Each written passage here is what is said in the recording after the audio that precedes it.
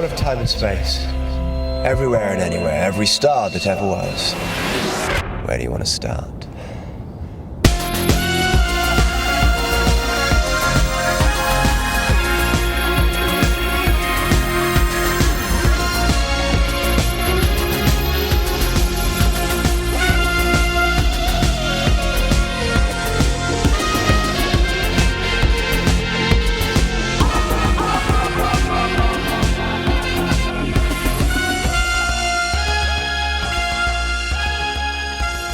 Hello and welcome as you join us in the snug at the Obverse Book.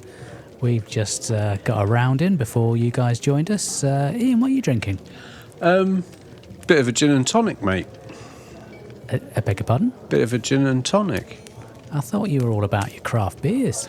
Well, yeah, but what it is it turns out a beer is basically like a loaf of bread in liquid form. Okay. And if you're having 3 to 5 loaves of bread on a daily basis, you get a bit, how should we say, doughy. So what I'm trying here that explains a lot about my physique. It explains a lot about why this chair's had to be reinforced. The landlord was very cross when he saw me coming back after all this time. But So, well, I'm going playing safe. I'm having a cup of tea. Cup of tea, last Can't of go wrong with the a cup of tea, just you and Oliver Reed and Keith Moon. Yeah. You're up there with the best. Hey, look, Hey. can't get better than those guys. The holy trinity of Doctor Who fans, right there. Hey, so we finally made it to the end of season 6. Did you ever think that moment would happen? Well, I'll tell you what, kid. I was thinking about when we broke up in what seems like 15 years ago and the solo work we've both done over the intervening decade and a bit. And I didn't think we'd ever get back together, but here we are, live 25. It's like Spinal Tap all over again. Well, I think we're both mad for it. We are. Smell the glove. Absolutely. Yeah. Anyway, we are here to look back over the stories from season 6, and we'll have a little reminisce along the way, and we'll look at the scores we gave them, and we'll run down our list of preference in terms of what we thought of the stories in season 6. So, as is the tradition, Ian, would you care to hazard a guess as to which story came in bottom of the pile? Well, I know what I'd like to say. I'd like for it to be The Mind Robber. Ooh. It's probably not, though. No, it's not. Oh, dear. Well, there's probably something I quite like then. Let's have another little look. Is it The Space Pirates? Wrong again, I'm afraid. Shall I put you out of your misery? Go on then, put me out of my boxy misery with crappy legs. Okay. In 8th place was The Crotons. Right, I'll stop you there because I've only got 7 stories. Well, we slipped in an extra one, didn't we? Oh, that's right. Did War Games in Colour. Oh, right. All right. You made your point. Shut up. I'm just writing it in. The War Games in Colour. Now I've got to rethink my whole thing. So So 8th place. Go again, mate. Yeah, the scores on the doors. Okay, so in 8th place was The Crotons. Oh, I know, you seem really disappointed with that. I am. I like The Crotons. I may not have liked You it at did, the time, actually. but I can't remember that far back. So for that episode, we were joined by Doc Hume and Mark John from the Diddly Dum podcast. Doc gave it a very charitable 3.5 out of 10. Mark gave it 6 out of 10. You, I think, must have been on something that night because you gave it 8 out of 10. Yep. But you are a contrarian, aren't you? I certainly am. You are, yeah. And I gave it 5, so that ended up with an average of 5.62. I mean, 8 does sound quite high. Now I come it to does think about it. until you say out of 8, then perhaps not so high. But any thoughts as to why it fell so low on the rankings, despite your best efforts to sort of boost it up a bit? I don't know. It's tricky because on the one hand, it's a bit of a shame when something that is there, and we've all seen, you know, in the early 80s when it was repeated on BBC One, it's been part of our lives for 40 or 50 years. So it's a shame that it's been beaten by stories where there's like one episode left in the archive and you can't see any of it. It suffers, I suppose, from being a perfectly average, standard 60s Doctor Who. There's nothing really terrible about it. No. It's not the most exciting either. It's just it's kind of there. It's formulaic. It's solid. Yeah. It's like Brentford FC. It's solid. It's mid-table respectability, but it's never going to beat Manchester United by 3-2. Oh no, hang on, that happened. Actually, that was the thing. the way Manchester United have been playing, that sounds quite doable. It happened. I was watching it on catch up only one night in the week to annoy my wife, who does not support Brentford or indeed any other sporting team. Oh dear. Oh well.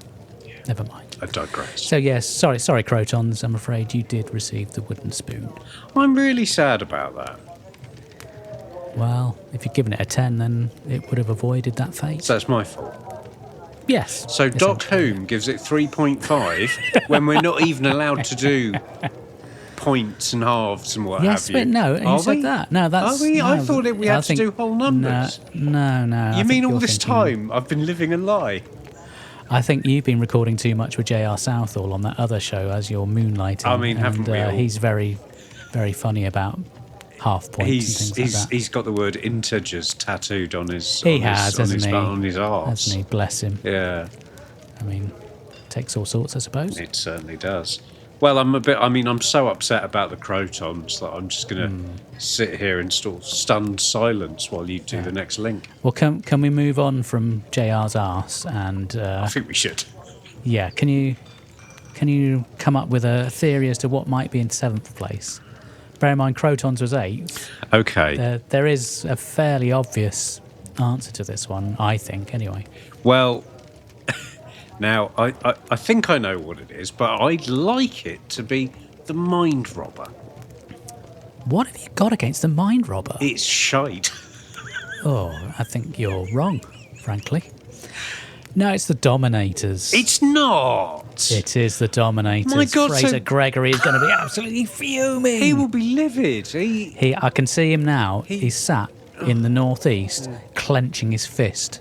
Getting really, really irate. Waving it at the screen, going, you man? southern bastards, like, whoa, you... As soon as I've finished mid-tap, I'm going to come down and beat those lily-livered southerners up. Balding heads together, crack 'em like walnuts, Owen. Hey! I can't do a Geordie accent to save my life, we've been watching, as may have just been. We've been watching Mark of the Rani for those authentic accents. Is that what it is? I've just been reading Viz. Okay, right, fair enough. For the Dominators, we were joined by Tim from the Missing Episodes podcast. Lovely Tim. Tim gave it 6 points. You gave it 6 points. I gave it 5 points, which left it at 5.66. So it only just snuck in ahead of the Crotons. Interesting. I mean, I don't think either of these... Obviously, I don't think either of these are the worst the series has to offer. No. And the Dominators had an awful lot to recommend it in terms of the filmed bits and the quarks. Eye makeup. The baddies were great. Their ridiculous costumes. Their adolescent bickering. The Cully's skirt thing. Oh Christ alive! That was. I can still, every time I close my eyes, I think about it, and I get warm in a certain secret little girl's area. Jesus. So again, I am a bit upset about the Dominators as well. So the bloody Mind Robber just keeps on beating all my favourites. It really does, doesn't it? I mean, you say, and you were sort of exactly in the middle. You were, I imagine, nonplussed by this. I mean, I like the Quarks. They're kind of cute, and kind of fun. Mm-hmm. The bickering did get a bit much after a while, I've got to be honest. And God, the Dulcians really are dull. I mean, they take that whole sort of Terry Nation thing of nominative determinism to the absolute nth degree, don't they? Jesus. Brilliant. Yeah. Well, it wasn't my favourite, and I think one of my main gripes was if you're trying to hook the audience with your first story of the season, possibly this isn't the one. It was, because, again, something like the Crotons, perhaps, as a kind of, here's a bog standard Doctor Who story, because the Dominators felt like it was a little bit more ambitious, perhaps, or trying to be different. Yes, it wasn't the best sort of opening night or shop window for the new series, but nevertheless, it was there. It was quite good. I nearly said very good there, but at the last minute, I sort of I teetered on the checked yourself on the before you wrecked mountainside. yourself. Yeah. I changed it to quite good. That's sad. Tim will be upset. I won't be able to go to Canterbury anymore. Well, no, I'll be banned Fraser from Gregory. Oof, that poor lad. Oh well, he'll be writing us another sort of 20 tweet message. He will. Telling Or us. maybe he'll just give us a silent treatment, and that's all we deserve, frankly. Well, hey Fraser, Sorry, Fraser. love you.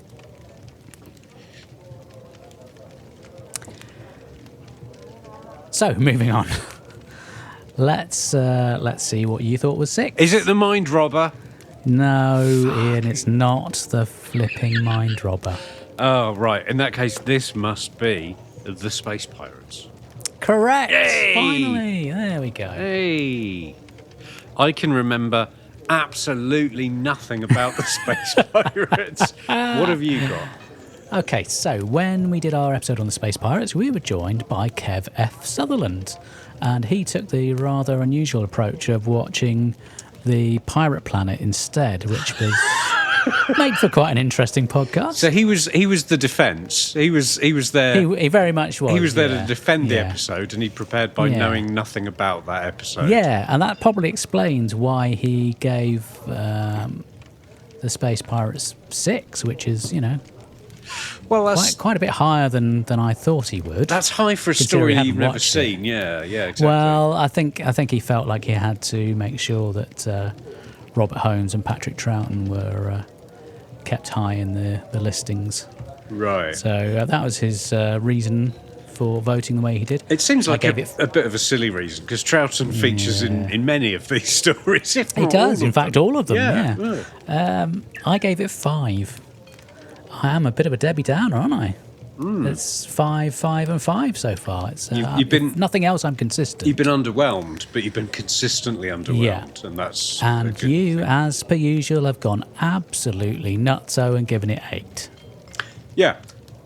And I'm sure... Explain. I will. I'm sure I had really good reasons for choosing that number based on my enjoyment of the Space Pirates at the time. Sadly, obviously... You enjoyed it a lot. Well, I'm sure I did, but it was, about 20 years ago that we recorded this is that true. episode, and I subsequently... Now, there was a lady with hair... Who, There was. and there was a sort of weird gentleman with a stupid comedy accent. Yes.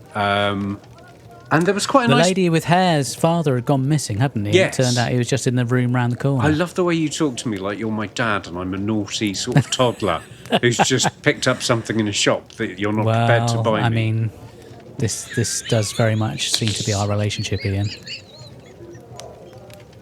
It's funny because it's true.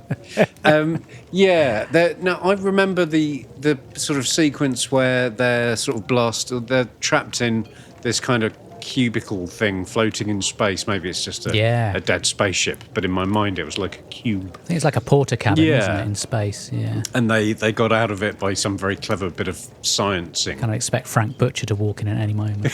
Cool blade now. Hey, Ricky! Janine! I mean, I can literally remember all 4 members of his domestic...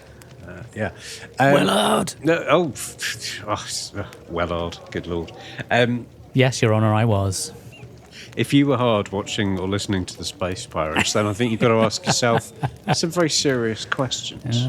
Well, I mean, Well, let's put a pin in that, Ian, for when we get to talking about the war games. That's all I'm going to say.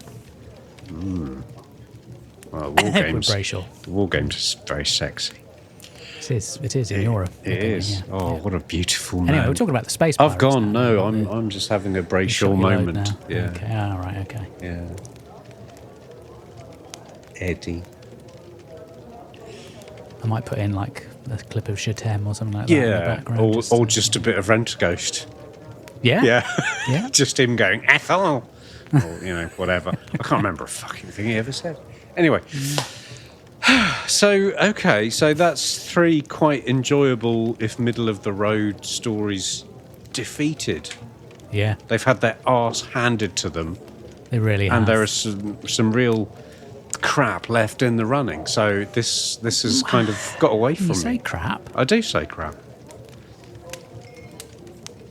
So what do you think came in 5th? Is it the Mind Robber? Yes, it's the bloody Mind Robber. I hate the Jesus Mind Robber. The Christ Mind alive. Robber was crap. Okay, well, explain. It's not good enough just to say it's crap. Yes. You need to say why you didn't like the Mind Robber. I thought it was really anachronistic for a show that was made in the very end of the 60s, aimed at children, and all the material it's drawing on and referencing was so archaic, Gulliver's Travels. Hang on a minute. Not that long ago, we were looking at those previous stories saying, oh, yeah, they're all a bit generic, aren't they? Just the same formula all the time.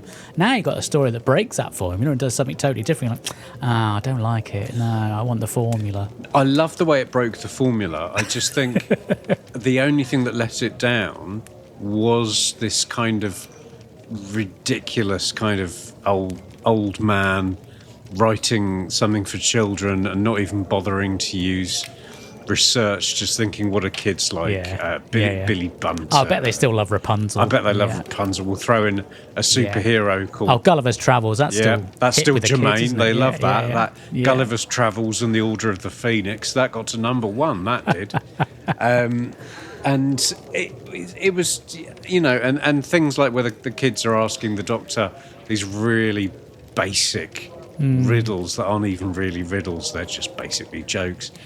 I just thought it suffered more for being a format-breaking, brilliant idea, but it was just presented so slapdash, shoddily and poorly. That's my reasoning, but I can condense all that by just saying it was crap. Okay, fair enough. So our guest for that show was the wonderful Lee Shackelford from Discussing Who. Lee gave it 7 points. I gave it 7 points. Yep. And you, Ian, Yep. you sad sack, you gave it 6 points. That's 4 too many. That's probably six points more than I would have expected from that diatribe. Yeah, no, I'm staggered to hear that I was so generous because it Must have caught certainly you on a good day. didn't deserve 6. It was I thought the imagery was very interesting, but it's just a fun. Well, you know what? I bet if we listen back to that episode, I bet you'll find that I give it 6 points because episode 1 was really good, and then the rest of it was shite. Yes, very possibly. Very possibly. You can't please everyone, can you? I liked it. Good. And I think, as we were saying when we were talking about the colorization, I think that would be a great one to have colorized. I think all the stuff like the wooden soldiers and all that kind of stuff would really pop if you had that in color. The white robots in the white zone, that might look a little bit underwhelming. White, maybe? Yeah. Yeah, White. just pour some Tipex on a sheet of blank paper and you can sort of imagine what that would be like. Hello, love. Okay. Sorry, my wife's just come in. She's off again now. That was short and sweet, but that's the way she likes it. Don't laugh. I've heard that rumour. Yeah, that's what she said. Yeah, that's exactly what she said. Yes. So that... Now, interestingly, because what you were saying about, the format and the formula, season 5 was very much the same story presented 7 or 8 times over and over again. And in season 6, we kind of went back to a Hartnell era kind of wild variation of types of storytelling and formats. And I think Dominators, Mind Robber, Crotons and Space Pirates were all very much the experimental mould-breaking stories of this season. And the ones we're left with, from memory, I don't have a list in front of me. But from memory, what we're left with are all the trad ones. Yeah, I mean, that probably says more about us than it does about the production at the time. We're both very like our conservative traditional men. Oh, absolutely, yeah. I mean, just look at our voting records. Yeah. Or don't do that if you work for Donald Trump and you're looking for people to deport. Yeah, you're. Are you recording from your secret bunker in an unknown location? I am. Yeah. Fuck. Yeah. Yeah. Surprised either of you leave the house. Well, she's in disguise and I don't. Fair in enough. case the Iceman cometh. Quite. Quite. Anyway, let's cheer ourselves up and get rid of thoughts of deportation. What would you like to hazard a guess came in 4th place? I think, looking and purely based on the other 3, I think the story that came in 4th has got to be The Seeds of Doom. Well, sadly, no. That's in Tom Baker. Or possibly The Seeds of Death. Seeds of Death, yes, you're correct. Either way, there are some seeds. They're dangerous to a level. It all kicks off. Yeah. The Doctor gets punchy. Yeah, so we had Andy Moore. The lovely Andy Moore came in for that one. Oh, how Hi, I've missed Andy. Andy Moore. Hello, sir. We love Andy Moore. Yeah. Andy gave it 8 points. That's very high. You gave it 8 points. That's very high. I gave it 9 points. That's even higher. It is. Wow. So that came up with an average of 8.33. That's very high. Yeah. Is this a good time to mention, hey, if you like high things, listen to the High Council. It's part of We're All Stories in the End, and myself and Ryan get extremely far off the ground using a number of ladders or aeronautical vehicles. And from our high position, we do our best to have a conversation about a Doctor Who story. How does that normally work out? It's shambolic, but it's very well produced with a comedy song at the end and everything. It's really good. Yeah. Check it out. Yeah. We'll put some links in the show notes. Great. Yeah, lovely. Yeah, Seeds of Death. I love it. Yeah. It's a great story. I can't remember anything Way about better it. than the Ice... well, I guess we were comparing it against the Ice Warriors, which we both thought was a bit of a trudge, really. Yeah. This was much better, I felt, as an outing for them. There was some sort of foam machine. Yeah, I mean, that's almost like a third companion, really, isn't it, by this point? That's no way to talk about Debbie Watling. Yeah, you had the whole psychological drama with the guy stuck on the base trying to foil the Ice Warriors. That was really well done. Yep. I liked the direction. That was very cool, particularly all the sort of chase scenes where they're being chased around the base and you've got those mirrors and it all goes a bit sort of psychedelic and a bit wee. Yeah. The costumes were poor. Just lots of boiler suits with massive pants on the outside. Apart from Miss Kelly, who had a rather foxy sort of black outfit. Well, it's good to see that the budgetary team chose to spend the money Yeah. where it would be most enjoyed. Wisely, exactly. Yeah, exactly. If you're a straight male viewer, or, which, to be fair, is all there were in the 60s, to right? be fair, or if you just like ladies, Well, I don't don't think have to be a straight male. I don't think lesbians has been invented in the 60s. Had they not? Oh, No, right, and okay. obviously it was highly illegal to be anything other than a straight white man. Right. Okay. And who else would watch Doctor Who anyway? You know. Ooh, quite. What? So yeah, Seeds of Death. Yeah. Great story. I was a bit... I have sort of half a memory of the Doctor running around at the end with some sort of gun he's made to kill the Ice Warriors. A bit like in Die Hard, but if you can imagine Die Hard but with Patrick Troughton instead of Bruce Willis. Yippee-ki-yay, my giddy aunt. Yes. Yeah, he had the old heat ray thing, didn't he? Trying to make them all hot under the collar. I think at the time, did we sort of bump on that as being a slightly violent edge to the Doctor that we weren't necessarily he's a nasty too piece of work. with? He just, he likes to put on this sort of bumbling persona so that people won't dig him out for it. But yeah, he's Deep down, nasty. he's all about genocide. Yeah, he loves it. He loves it, and we'll see that more as time goes on. Fantastic. Oh, I'm here. I'm here for the long haul. Well, let me put a line through the Seeds of Doom. Who was the? Was there an intransigent base commander in that one? I can't remember. Or was it just that guy that was slowly going nuts? Well, you had the guy that was slowly going nuts, and then you had Miss Kelly, who was in charge of stuff on the ground, and then there was some sort of puffed up old boy who was questioning stuff, wasn't there? It was like literally there once. in the credits. It said puffed up old boy. Yeah, Ronald Discourse. I made up that Yeah. name. That was a silly name. But yeah, cool. Oh, and you had the professor as well, didn't you? Who had initially refused to let them use his rockets. Oh, that's right. Yeah, that he'd sort of secretly built an 80-foot high rocket in his garden shed. Yeah, no one had a clue. Nonsense. Well, that neighbour's really tall silver fern tree is blocking all the light to our garden. We Yeah. must ask him to prune it.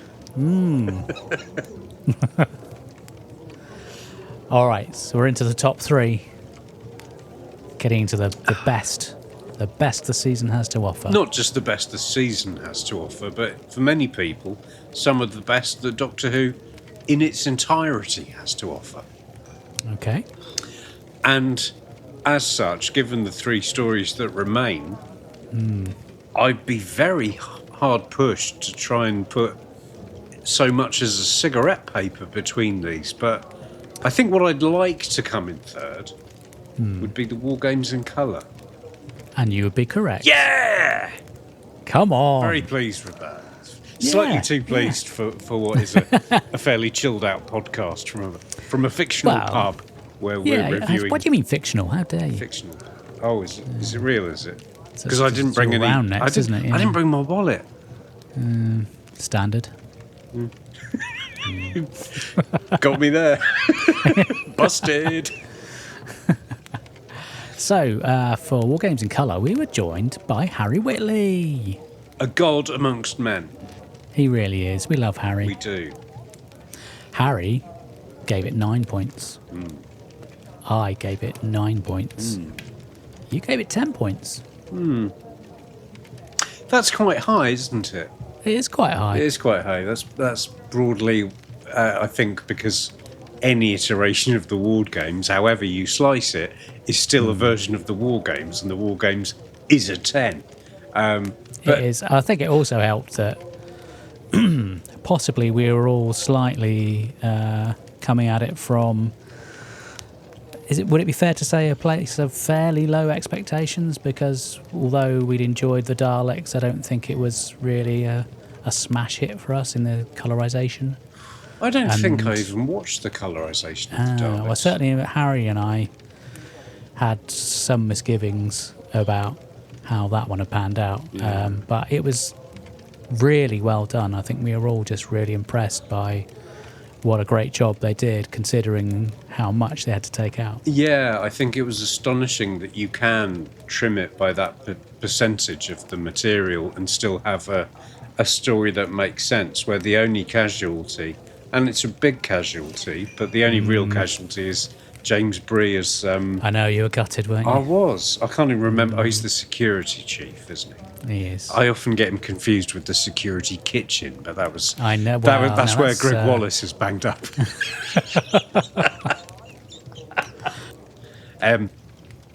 Oh God! Quick, where was I? All I can think about is Greg Wallace dropping his trousers. God! Which is very much not the point of the War Games in Colour, which was designed to be a bit of harmless fun, for heaven's sake. Yeah. And it popped along at Christmas, and they did that brilliant. They constructed that regeneration at the end for anyone who's desperate to see great, that. Yeah. And as I commented at the time, we've kind of seen it before because it was originally a fan-made short Yeah. sequence on YouTube. And they did get that guy to Yeah. come in and work on the episode. So it was a lovely thing, and obviously they tweaked the trial sequence to visually tie it in with subsequent Yeah, Doctors. I loved that. That was very clever. So they turned it from something that I think a lot of kind of good to medium fans maybe wouldn't bother going back to the classic series, and they certainly wouldn't watch 10 episodes of Black and White Troughton. But this was perfect for them as a kind of way station between what they're used to and what the rich history of the show has to offer. Yeah. Yeah. Job well done. Yeah. Okay, so we're up to the top 2. It's that time where I'm reaching for a platitude, Mark. And the platitude I'm reaching for, in fact, I've got 2. I've got they're all winners from here on in, and I've got it's a shame there has to be a loser. It is a shame, isn't it? It's not really a loser, it's a second winner. Well, it's a sort of vice winner. I'm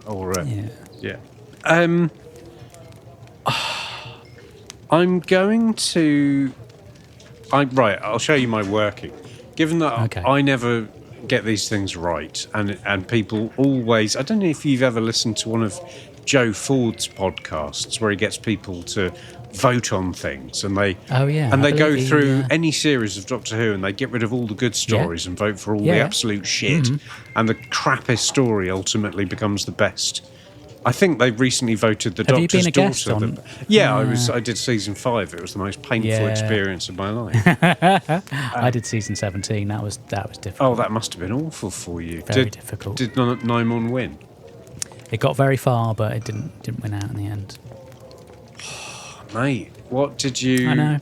Is that one of the reasons you've been quiet for so long? Just licking your wounds? Yeah, that and just sort of depression, really. Mainly caused by the way that Joe Ford specifically treated the Horns of Naimon. Not really, no. But could we say it is so that... Let's say that. And then he'll feel really bad and he'll invite us back on for more. Joe, if you're listening, it wasn't your fault. It wasn't your fault, Joe, and we love you. Hey, Joe's always been very supportive. We love everyone. We do. Apart from Iain Levine, obviously. He's not really... I don't think of him as part of the gang. You know, the AOTAS gang. He's not. He's never tweeted us. He's never... He hasn't. Well, he tweeted me. Oh, was he? Was it it just a picture of him like angrily smashing some white goods? I can't remember what particular term he used for me, but it wasn't very pleasant. Did you anger him? I might have done slightly. Oh, did you... I made the mistake of suggesting that he was asking people to pay for his incredible animated reconstructions, and he took umbrage to that. In many ways, he's got quite a brittle shell, a very thin skin for someone with quite a lot of skin. It's very thin, the skin that he has. Anyway, moving on. So second place. So second place, given that I'm always wrong and people always vote for the wrong thing, I'm going to guess that the story that came in second place was The War Games. Well, you have absolutely called it. You are wrong. It's The Invasion. Oh, that makes more sense. Although I feel like these surely could have both been like joint number one. Well, there wasn't that much in it. So War Games in colour ended on 9.33. The Invasion ended up on 9.6. So Harry Whitley was with us again for that one. Well, that's why. We got a twofer. Double bubble. Yeah. Harry gave it 10. Yeah. I gave it 10. Yeah. You, Ian Martin, gave it 9. Oh, what a bastard. I blame myself. Well, I blame you as well. I think you should. Whatever possessed me to What was there not to love about The Invasion? Come on. Back up. I'm disgusted with myself. I'm going to do a Fraser Gregory. I'm going to send us in a very long series of tweets calling myself a knob. I thought you were going to send them to Fraser Gregory. I thought, oh, I could do fair, that. is it? I could send them to him. What's he done to deserve that? Absolutely nothing. Let's not go there. But I just enjoy talking to him. So you know, but He's a very nice man. he's lovely. They're all lovely. He is, Everyone yeah. in the extended Aotos family. We should get them all to join us in the Obverse books and maybe bring their wallets, Yeah. and they could buy us all Yeah. a drink. Well. We yeah, should do be we nice. should do a live gig next year. We should do one of these, but like live from Wembley Stadium, and get all of the Right. listenership to come. And, Okay, yeah. But like £500 a ticket. Going to put that on your Patreon, are you? Yep, 500 quid Yeah, a lovely. ticket. Brilliant. We'll get Ticketmaster involved, and it'll be some Okay, sort of yeah. sliding scale of Yeah, dynamic pricing. I think it's Yes, called. lovely. I'm sure I've heard that goes down an absolute Yeah, storm. but people love it. Fans love it. People are mad for it, mate. They really are mad for it, yeah. Our kid. So the invasion, it was Yeah. a 10 for you. It was. I just love the story. I think everything about it's so good. The production. Sadly, some of the episodes are missing, but the animation, I think, is right up there with some of the best. The soundtrack, the music, I thought was superb. Fantastic guest cast. You've got Unit again in their infancy, and it's a sort of spy-fi thriller. What more could you want? Blueprint, of course, for Series 7. Created, I believe, by Derek Sherwin as a kind of dry run for, Yeah. or dress rehearsal. Is dry run an expression, or am I inventing like... No, that is you an can have a expression, dry run. correct. That presumably is a You bunch can. of teetotalers going skiing. The only thing I think I might have marked it down for was the slight ridiculous nature of having a secret base that can be accessed by variously road, air, or a fucking canoe. I think you were slightly irked by the possibility of travelling to Russia within was it an hour and a half? or something? That was that in like a special aeroplane that they'd Yeah, invented. yeah. Well, I shouldn't be so. I I shouldn't. mean, it was 1969. Concorde must have been just on the verge of coming out then, but that's fine. But Concorde You mark wouldn't it have, down if you must. wouldn't have done London to Moscow in an hour and a half, surely. Well, I don't know. Maybe. I think I remember from one of my Formula One podcasts I've been listening to that you could cross the Atlantic in about 3 hours. Yeah. So if we assume Concorde is kind of twice as fast as a standard 747, and it takes one of them to fly to Moscow, then it would only take Concorde. Wow. So that's. I mean, you convinced me. Yeah, well, that's just science, mate. That's just numbers. Yeah. You can't argue with numbers. Can't argue with that. No, You really can't. No. So I'm sorry I marked it down one, but I think it was probably strategery. I was probably thinking if I mark this one down, then the war games will come in top. That's probably what I was doing. Yeah. I was gaming the system. Well, you got your wish, didn't you? I 'Cause did. the I War did. Games I is won. number one. I won. And we're all winners because the Yes. war games is number one. Yes. So, you had to wait a very long time for it, but eventually we did get around to sharing our review of the War Games with you. We were joined by the wonderful Simon Moore from Flight Through Entirety. I call him Mr. Music. Do you? Yeah. Oh, I just call him Simon. He's there's no one with that level of musical knowledge. It's Well, truly this is astonishing. true. Yeah. Then again, if he asked me 10 questions about something he loved, I would also be coming up sort of empty of facts. I think he's a big musical theatre fan, isn't he? He is. He's a classical man. So yeah, and I know. Right. So if he had a pot of like 100 questions about musical theatre and classical music, I'd get a Mussorgsky question right. I'd get all the Phantom of the Opera questions right. That's about it. See, all I get when you give me that sort of scenario, I just, for some reason, I have this image of Andrew Preview and Eric Morecambe, and he's trying to explain to Andrew Preview that he knows better than he does about classical music. In that analogy, Mark, am I Eric Morecambe, or am I Andre Preview? I'll leave that to you to work it out.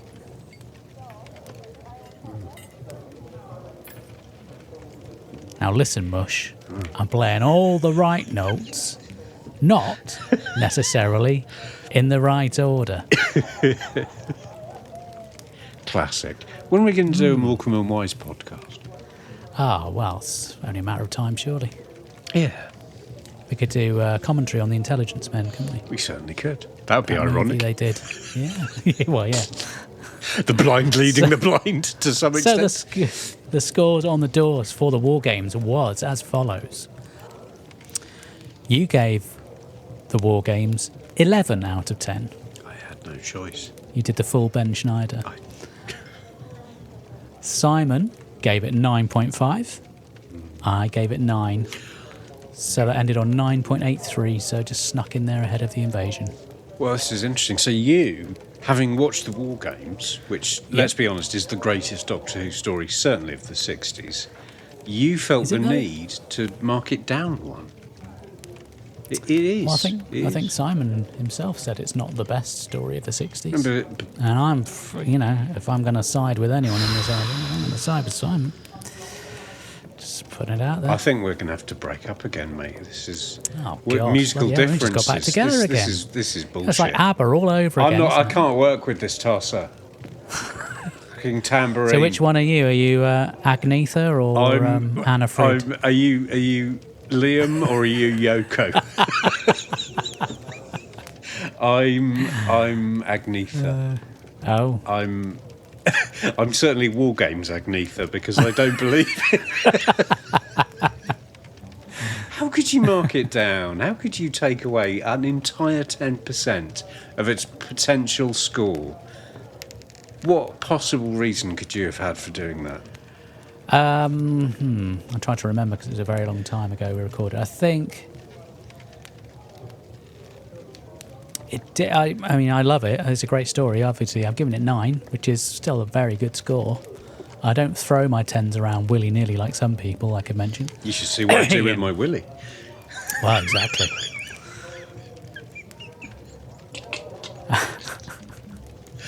I'm so sorry, listeners. This is not the sort of considered, erudite and intelligent analysis you've got the right to expect from this show.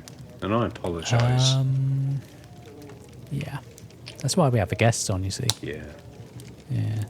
Doesn't work when it's just us two, does it? Yeah, it's hopeless. And Harvey the cat. Yeah, he's an arsehole. Yeah. Oh. Yeah, you've got to love a cat, though, haven't you? Yeah. He's very much a Pertwee cat, though. Oh, is he? He's got dear. no truck with Patrick. No. Yeah. I mean, so you've got James Bree doing the best performance in television history. You've got Edward Brayshaw. I thought that was Edward Brayshaw. Edward Brayshaw looking like some kind of hairy man god, a lion in human form, a lion man. You've got Philip Maddock radiating silent, sinister menace. You've got a huge number of conflicts depicted, given the budget and the resources at the BBC's disposal when they were making the show. I think they did a bloody good job. You've got 20 or 30 Roman centurions and a horse charging at you. You've got the Civil War. You've got the World Wars. You've got all Arturo Villa, I don't know what his deal was, but he seemed cross about something as well. You had wonderful sets like the chateau, where the English were sort of the General Smythe and his team. And his mutton chops. You had Hubert Rees and his little sort of chubby, confused puffin acting. You had the first appearance and revelation about the Time Lords and the mythology of the Time Lords and the origins of the Doctor.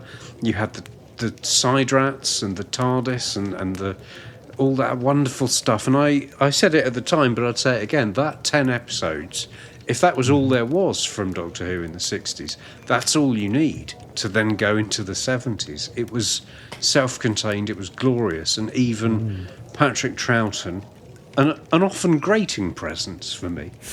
Even he was magnificent for 10 consecutive weeks. So, to me, it's an absolute classic. It's an absolute 11 out of 10. It is. It is a great story. Great story. But not... And a fitting end to the 60s. A fitting end to the 60s, yes. I'm going to have to cross it off my list now. That's it. And that's all of them. That's all of season 6. That's all of the 1960s. That's all the missing episodes done. Thank God for that. Yeah. Yeah. Well, you may not be saying that when you start watching the next series, but anyway. You might be praying for episodes to go missing again. Oh, the quick release of a merciful death. Well, not so much in season 7, but I'm sure as we delve. Are you looking forward to the third Doctor? There's a sense of trepidation, I'm not going to lie, but I'm going to try and go in with an open mind. I'm going to try and give him a fair chance. Yeah. And we'll see where we go from there. Yeah. I mean, But going into it, he's not my favourite. Let me put it in context. When was the last time you watched the Pertwee era? Probably when one of the Blu-ray box sets came along. Planet of the Daleks, I think. Yeah.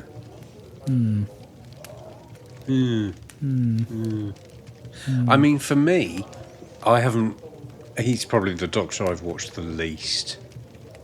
Certainly at this point where I've now watched all of Hartnell and all of Troughton. Yeah. And I haven't really watched any Pertwee for maybe 20 or 30 years. So not a single molecule in my body is the same as when I originally watched them. So I'm a different person now. I'm going to have different opinions, and maybe you will too. Maybe. Yeah. Maybe. Yeah. We'll Tune in next time to find out. Well, it won't be next time, will it? It'll be the time after the next time, because Tune in the time after the next time. Tune in the next episode, but one. Well, I mean, not tune in Not for that next one. time, Tune in for that one. For that one. And yeah, tune in for that one. Yeah, tune in for the next episode. Don't not tune in for that one, because that's going to be good. That's going to be brilliant. That'll be like the end of Troughton, end of the 60s. A sort of general wrapping up of everything we've seen so far. Absolutely, yeah. It'll probably be the best episode we've ever done. But also tune in for the episode after that, because tune in for that one too. Yeah, because that'll be spearhead from. It'll be in space. colour and everything. Yeah, largely on film. Well, entirely on film. Yeah. By way of a little teaser. Yeah, well, I think we've looked back, and I think we've also looked forward. We've told people what we've recently watched, what we thought of it, and where we're going next. Oh, you can't say fairer than that, can you? Fairer than that. Oh, we just did. Yeah. That was the most half-assed, reluctant bit of fake polite laughing I've ever seen, and I salute you. Thank you. You're a kind man. Thank you. Am I? Yeah.